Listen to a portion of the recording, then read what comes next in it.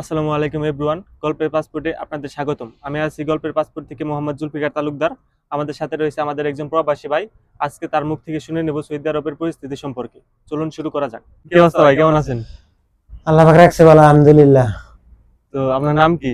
আমার নাম মোহাম্মদ উমর। দেশের বাড়ি কোথায়? বাড়ি হলো টাঙ্গাইল ডিস্ট্রিক্ট, কালিয়াচক থানা। আচ্ছা। তো সৌদি আরব আসছেন কতদিন হয়েছে? আমি আইছি 3 বছর হয়েছে। 3 বছর হয়েছে। এখন বর্তমানে জেদ্দায় অবস্থান করছেন। আর তো আগে কোথায় ছিলেন? আগে ছিলাম মক্কা। মক্কায় আসলেন, কি কাজ করতেন? প্রথমে কাজটা দিয়েছিল কি কোম্পানি আসার পরে? কোম্পানি দিছে হলো পেট্রোল পাম্পে আচ্ছা, আপনি কি অরিজিনাল কোম্পানি নাকি সাপ্লাই? সাপ্লাই। সাপ্লাই কোম্পানির নাম কি? আল মোতাহেরি। মোতায়েরি কোম্পানি। পেট্রোল পাম্পে কাজ দিয়েছিল, বেতন কত করে পাইছেন? উনি স্যালারি আসল 1200 রিয়াল। কতদিন করছিলেন কাজ? উনি 2 বছর কাম করছিলেন। 2 বছরের সুযোগ সুবিধা কেমন পেট্রোল পাম্পে কাজের? পেট্রোল পাম্পে কাম সুবিধা নাই। উনি হলো ঝামেলা বেশি। কি রকম?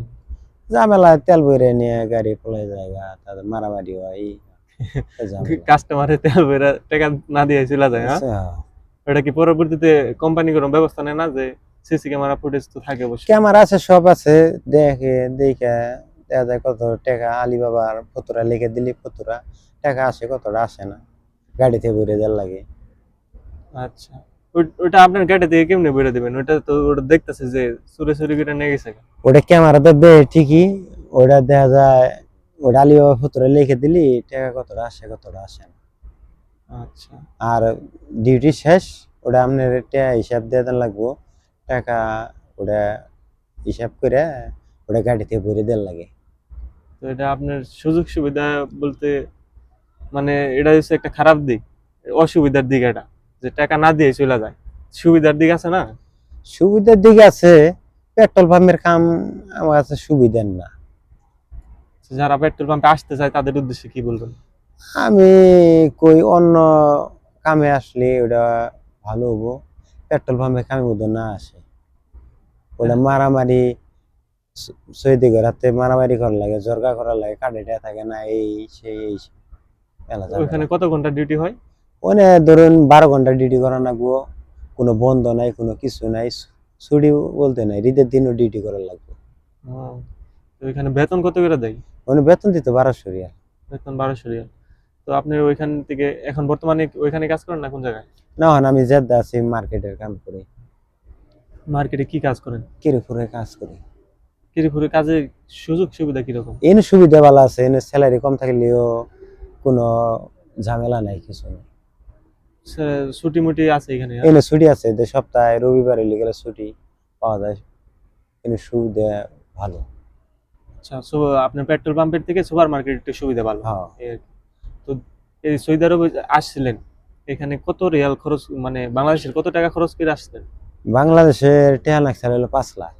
5 লাখ দালালের মাধ্যমে আসছিলেন? হ্যাঁ, দালালের মাধ্যমে আছে। দালাল যে শর্তগুলা দিছিল, মানে যে কমিটমেন্ট দিছিল, মানে কাজের যে কমিটমেন্ট আছে, যে আপনি সৌদি আরব যাই হাইরে এই কাজটা পাইবেন, এত রিয়াল বেতন পাইবেন, তারা কাজের সাথে কথার মিল আছে? না, কি আর কাজের হাতে কথা বলেছে, সাপ্লাই কোম্পানি মধ্যে শান্তি নাই, কোম্পানি তো হইলে কি গেলাম। বইলা পাঠাইছিল আপনার দালাল এখানে? পাঠাইছে লইলো, কইছে সৌদি আরব গেলে গেলাম, স্যালারি পাবে ভালো, কাজ পাবে ভালো, তা কোম্পানি কি কাজের কথা বলছিল? বলছিল না এই কাজ পাইবা? কইছে লইলো তো মার্কেটের কাম, তাহলে কইছে একটা করছে আর একটা। তো আর যাই হোক, কাজের সাথে কথার মিল নাই। না, মিল নাই। তো পরবর্তীতে দালালকে কিছু বলছিলেন? দালালের হাতে জরকা করছি, লড়াই করছি, গুলি গেলা লাভ নাই তো। দালালের ক্ষমতা হইলো ঢাকা এয়ারপোর্ট তৈরি, এরপরে আর আর ক্ষমতা নাই। এই দেশে অনেকে আছে যে তুমি ওই দেশে যাও, কোনো সমস্যা হলে আমার ফোন দেও, আমি হ্যাঁ, সলভ করে দেবো। কিন্তু এই দেশে আসার পরে আর কি চিনি না। ধরুন আপনি ফোন দিবেন, বিপদে পড়বেন, ফোনই রিসিভ করবো না। হুম। আপনি করবেন সাপ্লাই কোম্পানি, আপনার আছে কোম্পানি, হুম। ওরা ধরুন মিশা কথা, ওরা টাকার জন্য সবকিছুই করতে পারে। তো আপনি দেশে কি করতেন? দেশে ব্যবসা বাণিজ্য করতাম। তো দেশে ব্যবসা বাণিজ্য সাইডে এখানে আসলেন, এটা কি? যদি ভূত চাইবে জায়গা মাথায়, হুম। যদি সৌদি আরব কতজনে দেখা যায় বাংলাদেশে ভালো টাকা কামাইতেছে, যদি কয় আমি বিদেশ যাবো, যদি পোকা ধরে জায়গা ওটা মাথায়, হুম। ওটা নামাইতে বহুত দেরি আছে। আচ্ছা। তো আপনি এই দেশে আসার পরে ছুটিতে যান না একবার না? না না, ছুটিতে যাইনি। ছুটিতে যাওয়ার চিন্তা ভাবনা করবো। ছুটিতে যাওয়ার চিন্তা ভাবনা কমই। আল্লাহ বাঁচাই রাখলে গেলা একবার এক জায়গায় যাওয়ার তো সম্ভাবনা। 5 লাখ টাকা দিয়ে আসছিলেন, 5 লাখ টাকা উঠানো হয়ে গেছে। আল্লাহ দিলে গেলা উঠে গেছে গা, উঠলি গেলা কি হবো, বাড়িতে সংসারে খরচ আছে, কিস্তি আছে, ই আছে, দূর ঝামেলায় ঋণ পাতি শেষ হয় না। 3 বছরে মোটামুটি হয় নাই কিছু। না না, আর 2-3 বছর থাকার পরে আরো 2-3 বছর থাকলে সে ওটা বোঝা যাবো কিছু গ্যাস হইলো না না হইলো। তখন যারা আসতে চায় তাদের উদ্দেশ্যে কি বলবেন যে সৌদি আরবের অবস্থাটা কেমন, আসলে কাজ কামের সুবিধা কেমন পাইবো? আমার তরফে থেকে আমি বলতেছি সৌদি আরব না আইলেই ভালো, এখন পরিস্থিতি ভালো না, কবো কোম্পানি আইসে পড়বো সাপ্লাই, সাপ্লাই ওইটা দেখা যাবো, কবো দালালে একটা করবো আর একটা, থাকবো না কামা। কাকো না কামা, যে শেষে মাসে দেশেই যা হারবো না, হুম। এই সময় কোম্পানি খুঁজে পাবো না। ওদের আমার পরিস্থিতি ভালো না, সবারই আমি উদ্দেশ্যে বলবো সৌদি আরব না হওয়া ভালো। ভালো। তো ফ্যামিলির উদ্দেশ্যে যদি কিছু বলেন। মিলে থেকে কি বলবো, ফ্যামিলির মিস করেন না কাউরে? সবারই তো মিস করি, কইলি খেলা কি ও, টাকা দিয়ে আইছিলাম 5 লাখ 5 টাকা, লাখ। ওই টাকা তুলবে গেলে সংসারের এই ঝামেলা শেষ করবি, শেষ হয় না। অন তো মন চায় আমার দেশে যাই, অন মন চাইলে তো সবকিছু করা যায় না, পরিস্থিতির পরিস্থিতি শিকার। শিকার।